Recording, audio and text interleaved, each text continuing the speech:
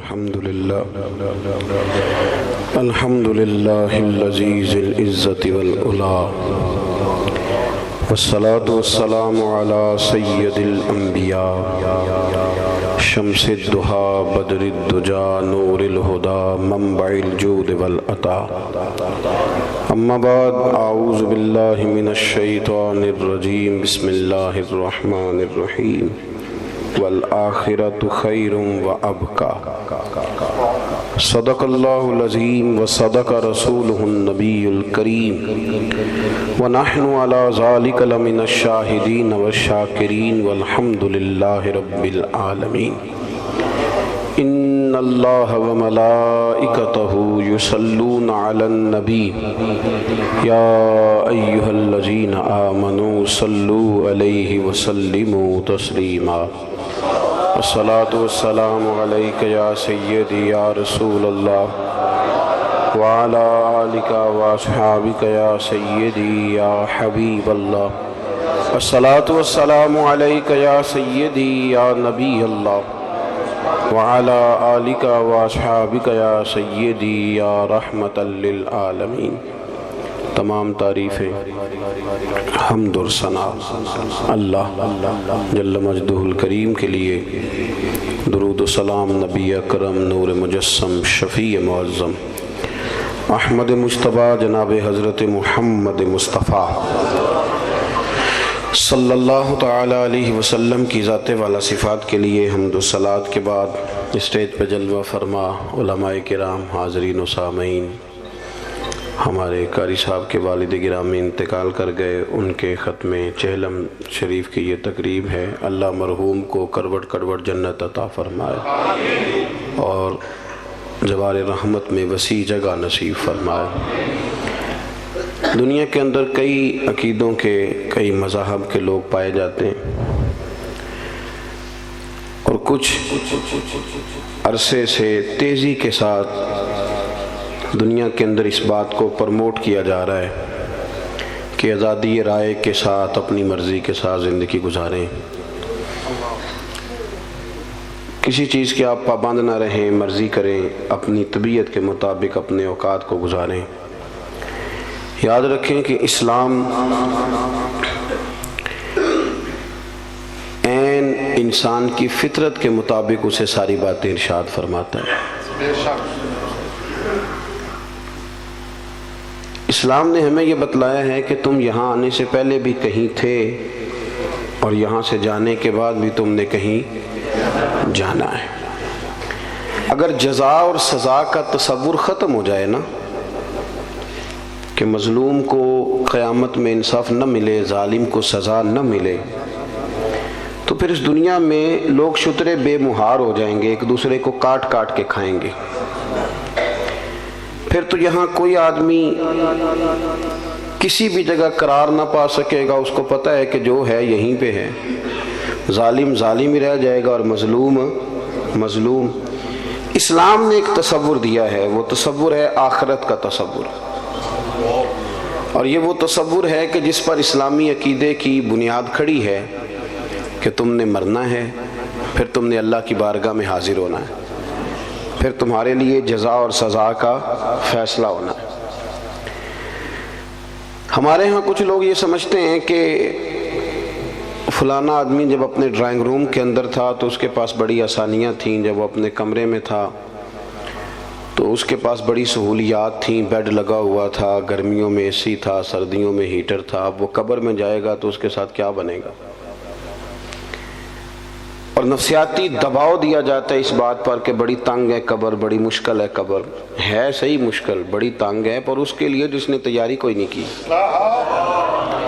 اس شخص کے لیے جو یہ ذہن بنا لے گا کہ جو کچھ ہے دنیا میں ہی ہے، لیکن جو بہت ساری جگہوں پہ بہت سارے سپیڈ بریکروں کا صرف اس لیے خیال رکھے کہ اگر میں یہاں رکوں گا نہیں تو میری آخرت خراب ہوگی، اور زندگی میں بہت سارے کھیتوں میں منہ اس لیے نہ مارے کہ یہ میرے نہیں ورنہ قیامت میں مجھے حساب دینا پڑے گا، تو پھر اس کی باغ کھڈا نہیں ہوتی قبر، اس کی قبر گڑھا نہیں ہوتی، بلکہ فرمایا قبر المومن روضۃ من ریاض الجنہ، اب جو بڑے بڑے نواب ہوتے ہیں نا، بڑے بڑے جاگیردار، ان کے بھی کھیت ہوتے ہیں پر باغ نہیں ہوتے، باغ تو کسی کسی کا ہوتا ہے، لیکن فرمایا قبر المومن روضۃ من ریاض الجنہ، مومن کی قبر کو کھڈا نہ سمجھو، گڑھا نہ سمجھو، بلکہ مومن کی قبر جنت کے باغوں میں سے ایک باغ ہے۔ آخرت کی جو زندگی ہے نا، وہ بڑی شاندار زندگی ہے، اس کا بڑا مقام ہے، اس کا بڑا مرتبہ ہے۔ قرآن پاک نے کہا والآخرۃ خیر وابقیٰ، فرمایا آخرت تمہارے لیے بہتر بھی ہے اور ہمیشہ باقی رہنے والی بھی۔ دنیا میں جو بندہ آپ کو بڑا سکھی لگتا ہے نا، وہ کچھ سکھی نہیں۔ اللہ نے فرمایا آخرت تمہارے لیے بڑی ہی بہتر، بڑی بہتر۔ 15 سال مسلسل پردیس میں رہ کے آدمی واپس اپنے گھر آئے تو اس کی ماں حیات ہو، زندہ ہو، تو بڑا استقبال کراتی ہے،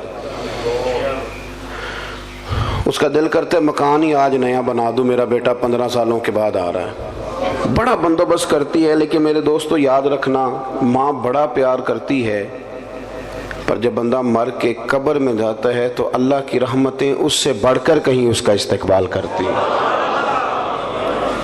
اس کو نوازا جاتا ہے، اس کو عطا کیا جاتا ہے۔ اور مومن کو قیامت کے دن جنت ملے گی، جنت۔ وہ جیسا کہ ہمارے بزرگ کہہ رہے تھے، اب بات چلی گئی ہے ان لوگوں کے ہتھے، اسٹیج کے مالک وارث وہ لوگ بن گئے ہیں جو مبادیات اور ضروریات سے بھی آگاہ نہیں۔ جنت کا بڑا مذاق اڑایا جاتا ہے اور ڈھیر سارا مذاق اڑایا جاتا ہے۔ آپ پلٹ کا ذرا دیکھ لیں، قرآن مجید کی 20 آیات ہیں حصول جنت پر، جنت کی نعمتوں پر۔ نبی پاک صلی اللہ علیہ وسلم کی احادیث اتنی کثرت سے ہیں کہ جنت پر ہمارے محدثین نے کتب احادیث میں پورے پورے باب باندھے، ایک دو حدیثیں نہیں، پورے پورے باب۔ لیکن قوم میں کتنا کچھ شعور ہے جنت کے حوالے سے؟ قرآن مجید کا اہم عنوان ہے جنت، کتنا کچھ شعور پایا جاتا ہے، کس حد تک لوگوں کی دلچسپی ہے۔ میں کبھی کبھی سوچتا ہوں کہ مطلب لوگوں کو کس طرف ان کو ٹرین کیا جا رہا ہے، کدھر بھیجا جا رہا ہے، ذہن سازی کیا کی جا رہی۔ نعت خاں اسٹیج پہ کہتا ہے خورے تو کیڑی جنت دیاں گلاں کرنا ہے، او دیاں گلاں جدیاں اللہ نے قرآن پاک وچ کیتیاں، اسے جنت دیاں جدیاں گلاں نبی پاک نے کیتیاں۔ لیکن وہ کچے نظریات، اور ہمارے لوگ بڑے ڈرے ہوئے، وہ کہتے ہیں موج تو دنیا میں تھی، مر جائیں گے تو قبر بڑی خوفناک ہے، تو منظر بھئی ہے، سارا کچھ ٹھیک ہے، لیکن آپ اپنے اعمال ٹھیک کریں تو پھر تو قبر میں آپ کا استقبال ہوگا۔ اور حدیث پاک سنیے کہ میرے نبی کریم صلی اللہ تعالی علیہ وسلم نے فرمایا، یہ بخاری مسلم دونوں میں ہے، حضور فرمانے لگے تمہارے رب نے جنت میں تمہارے لیے ایسی نعمتیں تیار کی ہیں، ایسی نعمتیں تیار کی ہیں، نہ کسی آنکھ نے دیکھی، نہ کسی کان نے سنی، نہ تمہارے دل پر کبھی خیال بھی گزرا ہوگا کہ اللہ یہ چیزیں بھی دے گا، یہ والی چیزیں بھی تمہیں دے گا۔ اور حضور فرمانے لگے جنت میں تمہیں اتنا سا پلاٹ مل جائے نا جتنا کوڑا رکھنے کی جگہ ہوتی، درہ دیکھا نا آپ نے کوڑا، جتنی کوڑا رکھنے کی جگہ ہوتی، اتنی کسی کو جنت میں جگہ مل گی نا، صرف اتنی، تو حضور فرماتے ہیں جو کچھ دنیا میں ہے اس سب سے اس کے لیے اتنی جگہ ہی بہتر ہے۔ توجہ دلائی ہماری شوق۔ اور پھر حضور نے صحابہ سے کہا تھا کہ تم نے دنیا میں اس طرح رہنا ہے جس طرح کوئی مسافر رہتا ہے، کن فی الدنیا کانک غریب او عابر سبیل او کما قال صلی اللہ علیہ وسلم، اس طرح وقت گزارنا جس طرح مسافر یا راہگیر وقت گزارتے۔ تو کبھی بھی کسی بندے نے کرائے کے مکان پہ پیسے نہیں خرچ کیے، وہ کہتا مجھے کیا مصیبت بنی ہے کرائے کے مکان پہ لگاؤں، میں اپنے مکان پہ لگاؤں گا، اپنا خریدوں گا تو لگاؤں گا۔ پردیس میں جو لوگ جاتے ہیں 30 سال رہتے ہیں پر کمبل بھی نہیں بدلتے، وہ کہتے ہیں یہ میرا گھر تو نہیں نا، میرا گھر تو پاکستان میں، حالانکہ یہاں آ کے وہ 10 دن رہتے ہیں پھر لوٹ جاتے ہیں، لیکن یہاں پیسہ خرچ کرتے ہیں۔ اصل گھر سمجھتے ہیں کہ میرے وطن میں ہے، میرا اور آپ کا اصل گھر رب کریم نے جنت میں بنایا ہے۔ آپ دیکھیں رسول کریم صلی اللہ تعالیٰ علیہ وسلم کے احوال شریفہ کو، سیرت مبارکہ کو آپ مطالعہ فرمائیں تو حضرت عمر فاروق رضی اللہ تعالیٰ اپنی طبیعت کے لحاظ سے ایک سخت مزاج آدمی تھے، جلالی تھے، اصول پسند تھے، لیکن کہتے ہیں ایک دن میں ملنے گیا سرکار کی بارگاہ میں تو حضور سو کے اٹھے تھے، تو کمر مبارک پر نا موٹے بان کی چارپائی کے نشان پڑے ہوئے تھے، موٹے بان کی چارپائی. تو حضرت عمر کہتے ہیں میں رو پڑا اور بڑے خلوص کے ساتھ رو کے عرض کرنے لگے یا رسول اللہ صلی اللہ علیہ وسلم، کیسر و کسریٰ اللہ کے دشمن ہیں اور وہ اتنی موج کرتے ہیں، مخملوں پہ سوتے ہیں، آرام دہ جگہ پہ، اور آپ اللہ کے حبیب ہو کے. کہتے ہیں کہ میں نے رو کے کہا، توجہ ہے نا میری بات پر، وہ پہلے ہی بڑے مخلص تھے اور مرد کے آنسو اکثر خالی سے ہوتے ہیں، تو کہا کہ رو کے میں نے عرض کیا.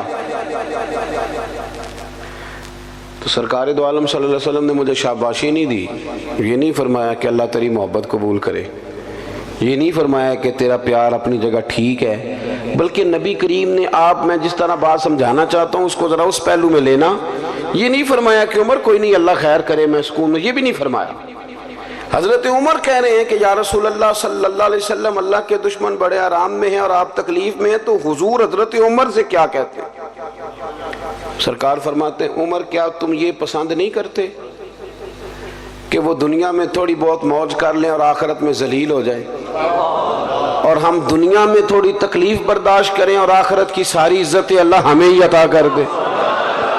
فرمایا تم جو پسند کر رہے ہو اسے پسند نہ کرو بلکہ آخرت کی نعمتوں کو پسند کرو. یہ باقاعدہ تربیت دی، یہ باقاعدہ شوق دیا، یہ باقاعدہ تیاری کی. حضرت انس بن مالک رضی اللہ تعالیٰ عنہ فرماتے ہیں کہ میں اس دن کھڑا تھا جس دن شہدائے احد کی تدفین کی جا رہی تھی.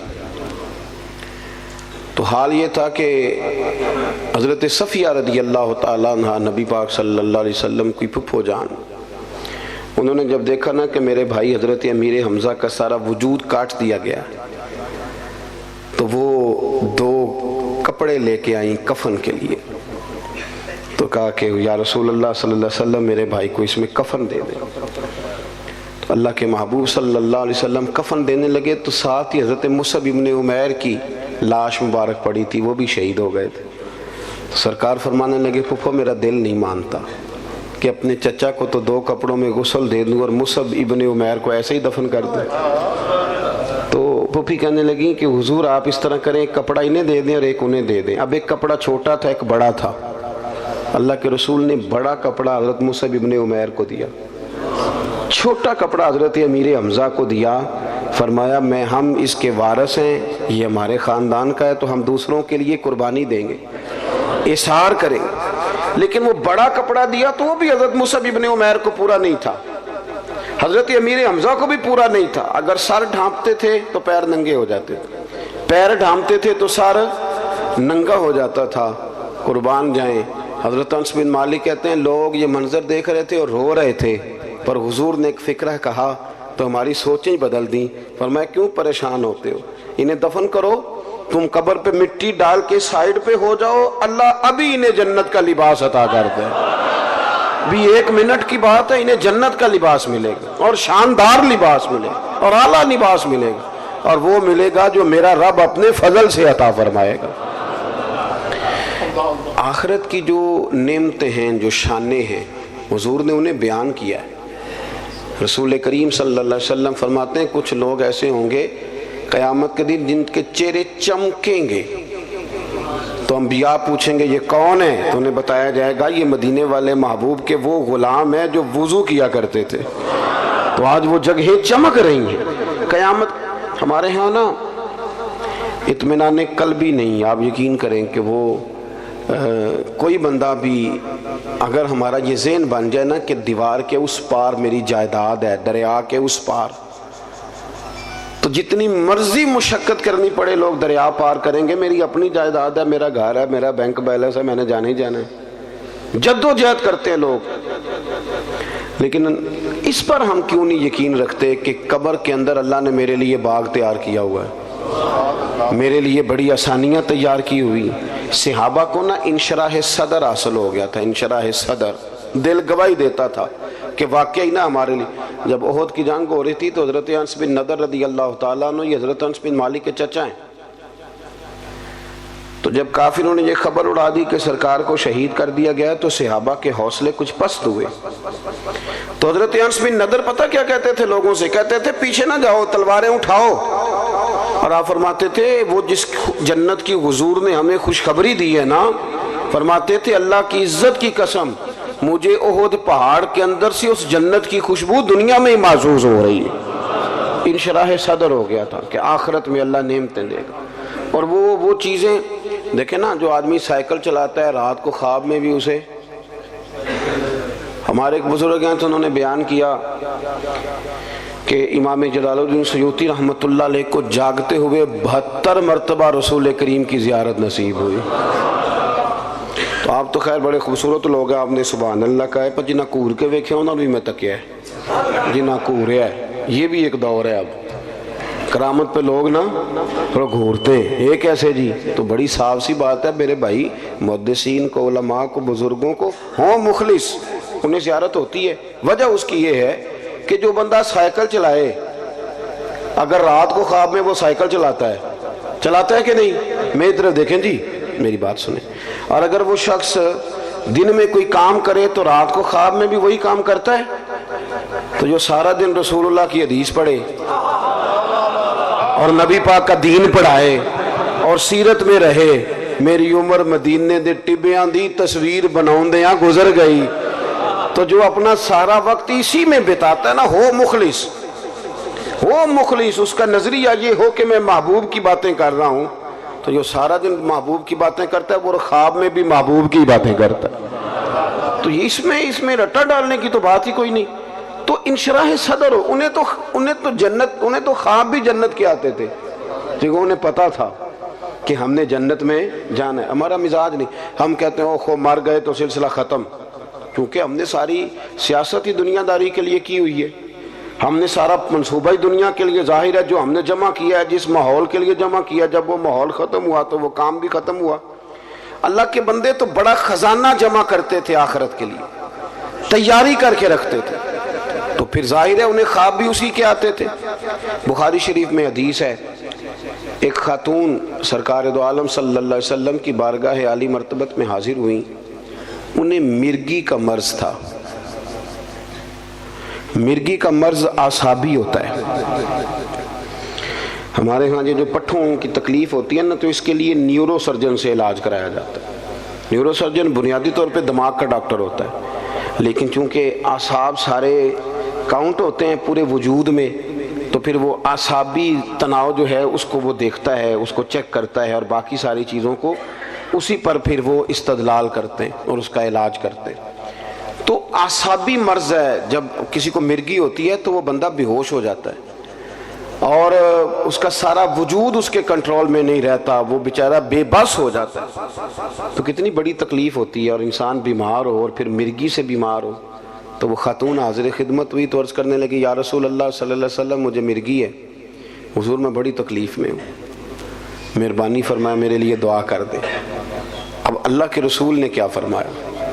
حضور فرمانے لگے بی بی ہے، اور خواتین میں حوصلہ بھی کم ہوتا ہے، اور ویسے بھی جب بندہ بیمار ہو تو اس کا حوصلہ بڑا جوان بھی ہو تو حوصلہ ٹوٹ جاتا ہے۔ تو وہ خاتون تھی، بیمار تھی، یا رسول اللہ صلی اللہ علیہ وسلم بڑی تکلیف میں ہوں، مرگی کا مرض ہے۔ تو نبی کریم صلی اللہ علیہ وسلم نے فرمایا تو میرے ساتھ ایک سودا نہیں کر لیتی؟ اس نے کہا حضور حکم کریں۔ تو محبوب فرمانے لگے اگر تو کہتی ہے تو میں دعا کرتا ہوں، رب تجھے ابھی شفا دے دے گا، اور اگر تو کرے نا صبر تو میں تیرے ساتھ وعدہ کرتا ہوں رب تجھے بغیر حساب کتاب جنت عطا کر دے گا۔ میرے ویسے آپ کے ویسے پیر صاحب کہے نا کہ دسو بھائی شفا لینی جے کہ جنت، اسی کہنے حضور لاج پال ہو تسی شفا دیو نا، پھر جنت بھی ویکھی جائے گی، آپ دعا کرائیں نا، کوئی گل نہیں، خیر صلی ہے، ابھی بڑی تکلیف ہے، گوڑے نو بڑی درد ہے، تسی یہ دا کچھ کرو نا، بھئی ہمارا تو فیصلہ یہی ہے کہ ہمیں شفا چاہیے۔ لیکن حضرت انس بن مالک کہتے ہیں جب نبی پاک صلی اللہ علیہ وسلم نے اس بی بی سے کہا کہ تو بتا، تو کہتی ہے تو ابھی دعا کرتا ہوں، مالک بڑا کریم ہے جو شفا دے دے گا، اور اگر تو کرے صبر اور مرگی کے ساتھ زندگی گزارے، ذرا اس بات کو آپ سمجھیں، تو میں تیرے ساتھ وعدہ کرتا ہوں رب بغیر حساب کتاب جنت دے گا۔ کہتے ہیں بی بی نے سوچنے کے لیے بھی ٹائم نہیں لیا، 1-1.5 منٹ میں بولی، کہنے لگی یا رسول اللہ صلی اللہ علیہ وسلم تھوڑی سی تو زندگی ہے، میں مرگی کے ساتھ ہی گزارا کر لوں گی، آپ دعا کریں رب مجھے جنت ہی عطا کرے۔ انشراح صدر ہے، ان کو یقین کامل ہے کہ جنت میں جائیں گے تو مہر بن جائے گی، لہٰذا وہ یا رسول اللہ میں مرگی سمیت گزارا کر لوں۔ حالانکہ بندہ اب نارمل ہو جاتا ہے مرگی والا، نہ وہ کسی فنکشن پہ جا پاتا ہے، نہ کسی جگہ پہنچ سکتا ہے، وہ تڑپتا ہے، لیکن اس نے عرض کی یا رسول اللہ آپ میرے ساتھ وعدہ کریں کہ اللہ مجھے جنت دے گا۔ تو محبوب کریم نے فرمایا تجھے مبارک ہو، تیرے ساتھ وعدہ ہو گیا۔ عرض کرتی ہے یا رسول اللہ صلی اللہ علیہ وسلم جب مرگی ہوتی ہے تو میرے وجود سے کپڑا ہٹ جاتا ہے، تو حضور مجھے شرم آتی ہے، وہ اتنی دعا کر دیں کہ مرگی ہو پر میرا ستر قائم رہے۔ حضور نے فرمایا تیرے لیے دعا کر دی، تیرا پردہ نہیں ہٹے گا۔ صحابہ کہتے ہیں بڑی بھی مرگی ہوتی تھی پر کپڑے اس کے وجود کے ساتھ جمے رہتے تھے۔ حضرت عثمان غنی کے زمانے تک وہ خاتون حیات رہیں۔ جناب انس بن مالک فرماتے ہیں جب کوئی نیا شخص مدینے میں آتا اور کہتا کہ مجھے کوئی جنتی دکھاؤ تو ہم اس بوڑھی کے دروازے پہ دستک دیتے تھے، وہ باہر آتی تھی تو ہم کہتے تھے جنتی دیکھنا ہے تو اسے دیکھ لو، اسے میرے رسول کریم نے دنیا میں جنت کی بشارت عطا فرمائی۔ اپنی زندگی میں نا کچھ کام فقط جنت کے لیے کریں، اور جنت وہ مقام ہے، جنت وہ مقام ہے، جنت وہ جگہ ہے جہاں خدا کا بھی دیدار ہوگا اور محمد مصطفیٰ کا بھی دیدار ہوگا صلی اللہ علیہ وسلم، اللہ رسول کا قرب بھی وہی نصیب ہوگا۔ میرے بھائی اپنی آخرت کو کبھی بھی، وہ ہم کوئی لاوارث لوگ ہیں کہ مر گئے تو مٹی میں مل گئے، ہم کوئی ایسے لوگ ہیں کہ مر گئے تو معاملہ ختم ہو گیا۔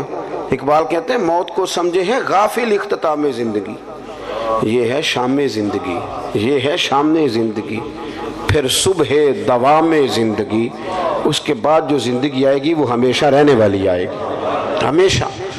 چونکہ ہمارا سارے کا سارا پروگرام ہی دنیا میں رہنے کا ہوتا ہے، اور پھر جمع اتنا کچھ کر لیتے ہیں، مکان اتنے شاندار، پیسہ چوری کر کے، سینہ زوری کر کے، جھوٹ بول کے جمع کیا ہوتا ہے، اور بڑا کیا ہوتا ہے اللہ ماشاءاللہ، بڑے بڑے بنگلے، پھر مرنے کو دل ہی نہیں کرتا، پھر مرنے کو دل، اتنی ساری جائیدادیں بندہ بنائے اتنی مشقت کر کے۔ ناراض تو نہیں ہو گیا آپ لوگ؟ میں صحیح کہہ رہا ہوں، پھر مرنے کو دل، جب اتنے بندہ لمبی چوڑی منصوبہ بندی کرے، لیکن ایک بندے نے محنت کی، اس نے جناب 11 سال لگا کے مکان بنایا، تو پھر اس کا مرنے کو دل کرے گا؟ صحابہ کرام علیہم رضوان تیار اس لیے تھے کہ انہوں نے تو کپڑے باندھ کے رکھے ہوئے تھے، باندھے ہوئے تھے کپڑے، جس وقت حکم آئے گا حاضر ہے۔ وہ تو ہر جنگ میں جانے سے پہلے شہادت کی دعا مانگتے تھے، ہر جنگ میں شہادت کرتے۔ سعد بن معاذ رضی اللہ تعالیٰ عنہ جیسے لوگ زخم لگ گیا تو روتے تھے، کہتے حضور میں تو شہادت سے رہ گیا ہوں، سارے لوگ نفع لے گئے اور میں خالی رہ گیا۔ پھر انہوں نے دعا مانگی کہ یا اللہ اگر قریش مکہ کے ساتھ کوئی اور جنگ باقی نہیں تو مجھے اسی زخم میں اپنی بارگاہ میں بلا لے۔ وہی زخم پھٹ گیا، خون نکلا۔ یا رسول اللہ یہ کیا ہوا؟ فرمایا رب کریم نے میرے ساتھ کی دعا کو قبول فرما لیا ہے۔ ان کا تو کوئی رٹا نہیں تھا۔ ہمارا مسئلہ یہ ہے کہ جو اتنی بندہ لمبی سیاست کر کے بندے نال لاوے، اتنے لمبے چوڑے چکر چلائے، پھر اس کا مرنے کو دل کرے، اتنی مشکل۔ دیکھیں نا پاکستان میں کتنے وزیر ہیں، مجھے نہیں سب کا پتہ، حالانکہ میں دلچسپی لیتا ہوں، اخبار پڑھتا ہوں، روز پڑھتا ہوں، لیکن مجھے پتہ کوئی نہیں کتنے وزیر ہیں، ان کا کون کون سا محکمہ ہے، وہ کیا کرتے ہیں۔ حالانکہ پتہ ہونا چاہیے چونکہ ملک تو ہمارا ہے۔ ان بیچاروں نے تو اتنی دیر ہے نا جتنی دیر یہ وزیر ہیں، جس دن ختم ہے اس دن انہوں نے چلے جانا ہے، ملک تو ہمارا ہے۔ تو مجھے نہیں پتا، آپ میں سے بھی شاید کوئی بندہ ہو جو سارے وزیروں کو جانتا ہو کہ ہے کوئی، میرا خیال ہے کہ ایسا، ٹھیک کہہ رہا ہوں جی، پر وزیر تو بڑا راضی ہے نا، وہ تو کہتے ہیں نا 15 گڈیاں آگے نے تے 15 پیچھے نے تے بدوکاں، وہ تو کہتا ہے نا میں نے ساری دنیا فتح کی ہوئی ہے۔ حالانکہ بہت سارے لوگ ایسے ہیں جنہیں کوئی پتہ نہیں کہ یہ کون ہے، کدھر سے آیا ہے، پر وہ تو راضی۔ اسی طرح ہم سارے راضی ہیں اپنی دنیا میں، یہ بھی میں نے فتح کر لی، یہ بھی میرا کما، کچھ بھی نہیں صاحب، کچھ بھی نہیں، کوئی شے ہی نہیں۔ حضرت مولا علی شیر خدا کرم اللہ تعالی وجہ الکریم قبرستان گئے تو جا کے مردوں سے کہنے لگے تمہارا کیا حال ہے؟ تو ایک مردہ بول کے قبر سے کہنے لگا ہڈیاں ٹوٹ گئی ہیں، کفن پھٹ گیا، مال پیچھے دے آئے تھے، حساب ہمیں دینا پڑ رہا ہے۔ علی یہ بتاؤ ہمارے پچھلوں کا کیا حال ہے؟ تو مولا علی کہنے لگے تمہاری بیویوں نے نکاح کر لیے، تمہاری اولادوں نے مال تقسیم کر لیا، تمہارے دوستوں نے نئے دوست بنا لیے۔ پہلے تو تمہارا نام کبھی کبھی لیا جاتا تھا، اب تو زمانہ بیت گیا، تمہیں یاد ہی کوئی نہیں کرتا۔ اب تو کوئی او پئیاں دس دیاں قبراں جنہاں تے پھول پئے، ادھروں کوئی نہیں جی آمدہ، ادھروں لکھاں گئے، کوئی بندہ نہیں جس نے کبھی یاد کیا ہو۔ ختم ہو گیا مسئلہ، پڑا ختم ہو۔ میرے عزیز، چونکہ دنیا داری بڑی جمع کر لیتے ہیں، مال بڑا اکٹھا کرتے ہیں، صبح سے شام تک ساری مشقت ہی دنیا داری کے لیے، ساری مشقت۔ میں نے سویرے ولیمے میں جانا ہے، دوپہر تعزیت کرنی ہے، شام کو فلانا کام کرے، ساری دنیا داری ہے۔ ہاں اگر رضا الہی کے لیے ہو تو دین ہے، لیکن ہماری ہر بندے کی ایک مختصر سی سیاست ہوتی ہے اپنے دائرہ کار میں، وہ جس شعبہ ہے زندگی سے بھی تعلق رکھتا ہو، تو وہ چونکہ ساری محنت دنیا کے لیے کرتا ہے، پھر اس کا مرنے کو دل ہی نہیں کرتا۔ حضرت فرید الدین عطار رحمت اللہ علیہ فرماتے ہیں، میں توبہ کرنے سے پہلے عطر بیچتا تھا۔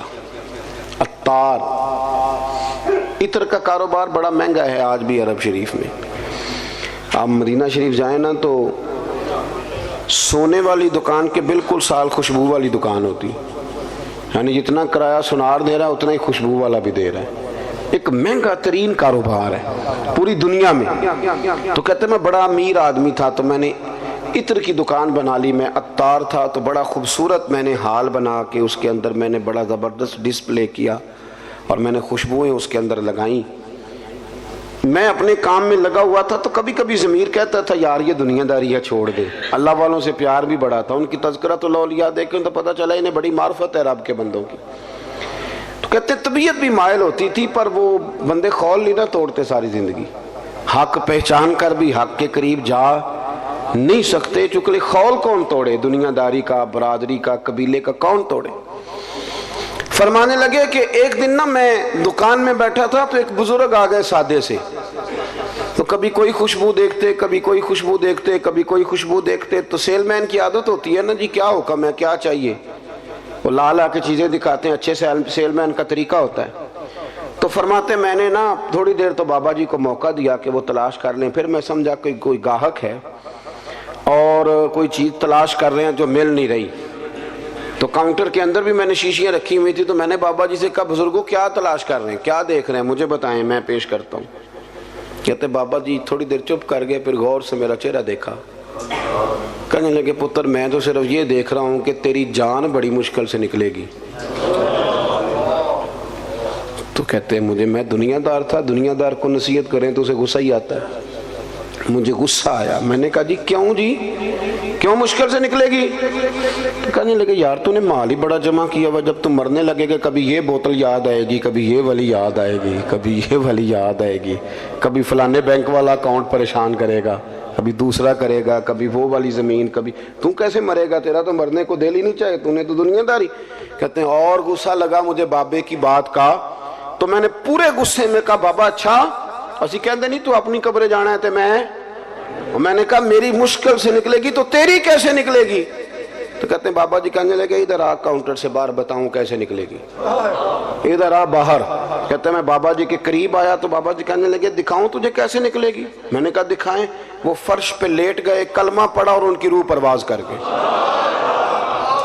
عرش فرشتے بانگاں ملیاں، مکے پہ گئے شور، بلے شاہ آسان نہیں ہوں مرنا، اے مر گیا ہی کوئی اور۔ کہتے ہیں ان کی روح پرواز کر گئے، کہنے لگے یوں نکلے گی جان۔ کہتے ہیں میں سختے میں آ گیا، مجھے سمجھ ہی نہ آئے یہ بنا کیا ہے۔ اس طرح کے بھی کوئی بندے ہوتے ہیں، اس طرح کے بھی بندے۔ امام غزالی نے وضو کیا، غسل کیا، کفن پہنا، خوشبو لگائی، چارپائی پہ لیٹے، کہنے لگے اچھا مالک اگر تیری یہ مرضی ہے تو میں بھی تیار ہوں، کلمہ پڑھا تو روح پرواز کر گئی۔ میرے عزیز، حضرت فرید الدین عطار رحمت اللہ تعالیٰ علیہ فرماتے ہیں کہ میں بابا جی لیٹے ہوئے ہیں، چہرہ چمک رہا ہے، روح پرواز کر گئی، مجھے سمجھ نہیں آ رہی۔ میں نے کہا یار اتنا بڑا کمال۔ کچھ لوگ میں نے بلائے، غسل دیا، کفن پہنایا، جنازہ پڑھا، بابا جی کو دفن کیا، تو پھر میں اپنی دنیا داری بھی دفن کر آیا، پھر میں نے دفن کر دی اپنی دنیا داری۔ میں نے کہا ختم ہو گیا معاملہ، اب ضرورت کیا ہے ان چیزوں کی؟ ہمارا جو مسئلہ ہے نا میرے بھائی، وہ دن بدن پیچیدہ ہوتا چلا جا رہا ہے، پیچیدہ سے پیچیدہ۔ دینداری کریں، آخرت کے لیے کوئی خزانہ، قیامت کے لیے۔ بخاری مسلم میں حدیث ہے، نبی کریم صلی اللہ تعالیٰ علیہ وآلہ وسلم نے ارشاد فرمایا کہ اللہ تبارک و تعالیٰ نے جنت میں میرے غلاموں کے لیے ایسی نعمتیں تیار کی ہیں کہ باقی ساری امتیں رشک کریں گی، وہ کہیں گی کیا بات ہے ان کی، اتنا اعزاز اللہ دے گا، اتنا نوازے گا، اور ہمارے ہاں وہ شوق ہی نہیں، وہ ذوق ہی نہیں، ہم ساری زندگی دنیا کا مکان ہی سیدھا کرتے رہتے ہیں، جو نیا ڈیزائن آ گیا اس کی ٹائلیں منگوا لیں اور لگا لی۔ تھوڑا سا فکر کریں، شوق پیدا کریں آخرت کے لیے۔ آپ دیکھیں نا، نبی کریم صلی اللہ تعالیٰ علیہ وآلہ وسلم کی خدمت میں خاتون حاضر ہوئی، اس کا بیٹا بدر میں شہید ہو گیا تھا، تو عرض کرنے لگی حضور بتائیں میرا بیٹا کہاں ہے، میرا بیٹا کہاں ہے میرا پتر؟ فرمایا کیا کرے گی؟ عرض کی یا رسول اللہ اگر وہ جنت میں نہ ہوا تو پھر کھول کے روؤں گی، اگر وہ جنت میں ہے تو پھر اللہ کا شکر ادا کروں گی۔ تو سرکار بیٹھے تھے مسجد نبی میں، نظر اٹھائی تو فرمایا بی بی 8 جنتیں ہیں، جو سب سے اعلیٰ جنت ہے وہ رب نے تیرے بیٹے کو عطا کی ہے۔ صحابہ کہتے ہیں پھر ہم نے اس کی آنکھ میں آنسو نہیں دیکھا، پھر وہ اللہ کا شکر ادا کرتی ہوئی چلی گئی۔ آپ سمجھیں کہ ان کو اطمینان قلبی تھا کہ ہمارا بڑا مقام ہوگا، ہمارا بڑا درجہ ہوگا، ہمیں قرب الہی ملے گا، ہمیں حضور کی بارگاہ ناز کی قربت نصیب ہوگی۔ اپنی زندگی میں اپنی آخرت کے لیے ضرور تیاری کریں، دیکھ لیں کہ نیکیوں کا حجم کیا ہے۔ اگر مجھے آج اتنا پتہ ہے نا کہ میرا مکان کتنے کا ہے اور میرے جیب میں اور میرے اکاؤنٹ میں پیسے کتنے، یہ اگر مجھے پتہ ہے تو مجھے یہ بھی پتہ ہے کہ میری نیکیوں کے خزانے میں کیا کچھ ہے، اور مجھے پکا پتہ ہے کچھ نیکیاں ہم کرتے ہیں نا تو وہ کئی دفعہ اس قابل نہیں ہوتی کہ ان سے کوئی اجر کا مطالبہ کیا جائے، اس لیے کہ وہ بہت ساری جگہوں پہ دکھاوا ہوتا ہے، ملمہ سازی ہوتی ہے، وہ اپنی بڑھوتری کے لیے بھی کچھ کام ہوتے ہیں۔ تو مجھے وہ حضرت خواجہ معین الدین چشتی رحمۃ اللہ علیہ نا آخری عمر میں بڑا رویا کرتے تھے، بڑا ہی روتے تھے۔ تو ایک دن سارے مریدین نے خواجہ قطب صاحب سے کہا کہ آپ حضرت سے عرض کریں اتنی آہوزاری؟ تو خواجہ قطب صاحب رحمۃ اللہ نے عرض کی حضور 50 سال آپ نے عشاء سے لے کر فجر تک اپنے رب کی عبادت کی، دین اتنا پھیلایا ہے، اتنا پھیلایا ہے کہ قطب الدین بختیار کاکی جیسے صوفی بھی اور شہاب الدین غوری جیسے مجاہد بھی، یہ سارے آپ کی نگاہ کی کرامات ہیں۔ تو اتنی آہوزاری، اتنا کچھ کیا، اتنی نیکیاں کی۔ تو خواجہ صاحب کا ایک جملہ تاریخ میں بڑا شاندار ملتا ہے، فرمانے لگے قطب الدین نیکیاں تو کافی ساری ہیں پر یار کو پیش کرنے کے قابل کوئی بھی نہیں۔ سوچتا ہوں اگر تحفہ بنا کے پیش کروں گا تو کیا پیش کروں گا، کچھ تو ایسا ہونا چاہیے جو پیش کرنے کے قابل ہو، اس پر ہماری توجہ ہو۔ دعا کرتا ہوں اللہ تعالیٰ مرحوم کی کامل مغفرت فرمائے اور ان کے پسماندگان لواحقین کو اللہ صبر جمیل عطا فرمائے، ہمارے حال پہ رحم فرمائے۔ آخر دعوانا ان الحمدللہ۔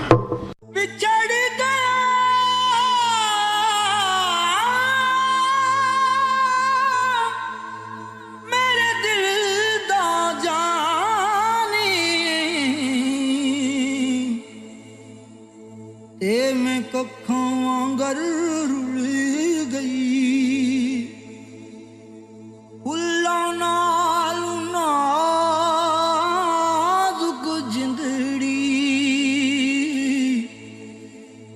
میری وچ کنڈیاں دے رل گئی، کم سجنا دے مار مکا